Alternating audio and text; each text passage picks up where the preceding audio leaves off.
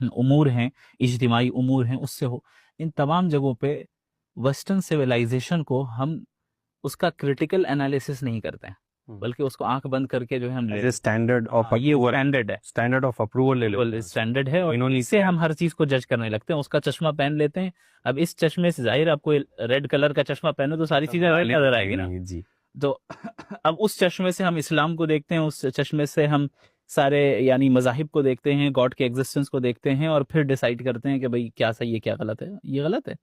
جب آپ کسی چیز کو ڈیسائیڈ کرنا چاہ رہے ہیں اور دیکھنا چاہ رہے ہیں کیا صحیح ہے کیا غلط ہے، تو سب سے پہلے آپ کو نیوٹرل ہونا ہوگا، آپ کو چشمہ اتارنا پڑے گا، اس کے بعد ساری چیزوں کو دیکھنا پڑے گا، پھر اس کے بعد آپ کسی فیصلے کو اختیار کر سکتے ہیں. تو ندوۃ العلماء جو ہے اس نے یہ فکر ڈالی میرے اندر کہ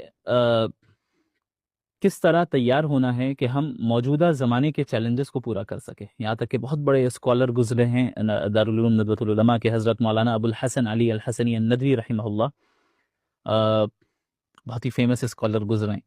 اکثر اپنی رائٹنگز میں وہ اس پر زور دیا کرتے تھے کہ آج ویسٹرن فتنے اتنے زیادہ ہیں کہ اگر آج امام ابو حنیفہ زندہ ہوتے ہیں، امام مالک ہوتے ہیں، امام شافعی ہوتے ہیں، امام احمد بن حنبل ہوتے ہیں، یہ سب فقہ کے کمپائلیشن کو بھی تھوڑی دیر کے لیے روک دیتے اور اس طرف لگ جاتے. اتنی بڑی بات ہے.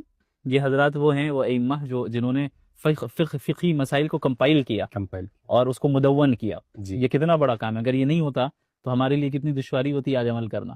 بالکل. حضرت فرماتے ہیں کہ اگر یہ شخصیت جو ہیں، یہ شخصیات جو ہیں، اگر آج کے زمانے میں ہوتی تو فقہ کے کمپائلیشن کو روک دیتے ہیں اور ایتھیزم کی طرف کا مقابلہ کرنے چلے جاتے ہیں، ویسٹرن سویلائزیشن تو مقابلہ کرنے چلے جاتے ہیں. تو اس سے اس کی اہمیت پتہ چلتی ہے.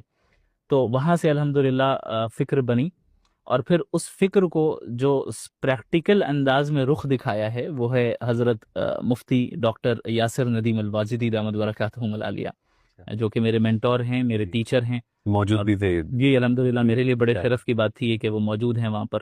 اور